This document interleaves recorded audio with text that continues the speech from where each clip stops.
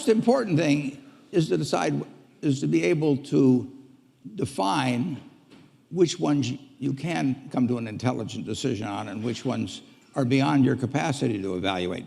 You don't have to be right about thousands and thousands and thousands of companies. You only have to be right about a couple. I met Bill Gates on July 5th, 1991. We were out in Seattle, and Bill said, "You've got to have a computer." And I said, "Why?" And he said, "Well," he said, "you can do your income tax on it." I said, "I don't have any income. Berkshire doesn't pay a dividend." He said, "Well, you can keep track of your portfolio." And I said, "I only have one stock." I said, I mean, and he says, "It's going to change everything." And I said, "Well, will it change whether people chew gum?" And he said, "Well, probably not."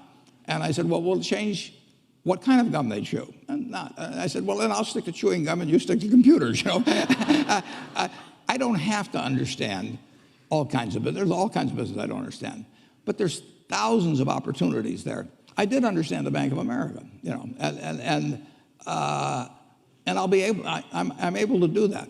I'm able to understand some given percentage. But Ted Williams wrote a book called The Science of Hitting, and in The Science of Hitting, he's got a diagram, shows him at the plate, and he's got the strike zone divided into 77 squares, each the size of a baseball.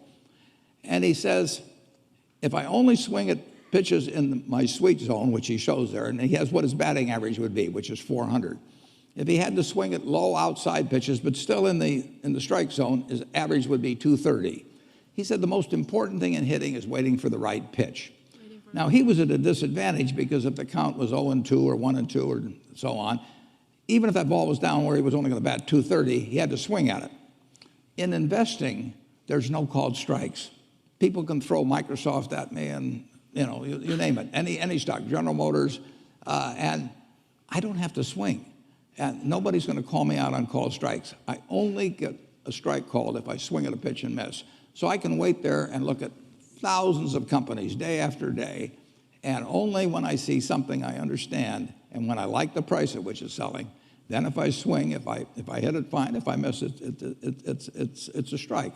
But it's an enormously advantageous game.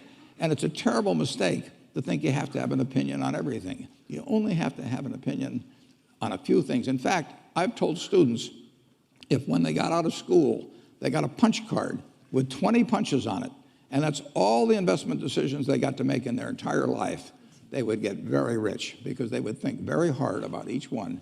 And you don't need 20 right decisions to get very rich. You know, 4 or 5 will probably do it over time. So I don't worry too much about the things I don't understand. If you understand some of these businesses that are coming along and can spot things on, if you can spot on Amazon, for example, I mean, it's a tremendous accomplishment what Jeff Bezos has done.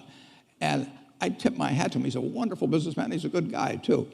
But could I have anticipated that he would be the success and 10 others wouldn't be? I'm not good enough to do that. But fortunately, I don't have to. You know, I don't have to form an opinion on Amazon. And I did form an opinion on the Bank of America, and I formed an opinion on Coca-Cola. I mean, Coca-Cola's been around since 1886. There's 1.8 billion 8-ounce servings of Coca-Cola products sold every day. Now, if you take 1 penny and get 1 penny extra, that's $18 million a day.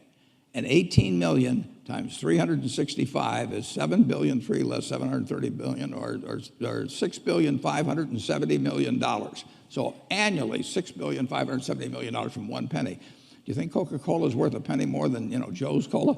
I think so. So, you know, and I've got about 127 years of history that would indicate it. So those are the kind of decisions I like to make. And you may have an entirely different field of expertise than I would have, and probably much more up to date in terms of the kind of businesses that we're seeing evolve. And you can get very rich if you just understand a few of them and understand their future.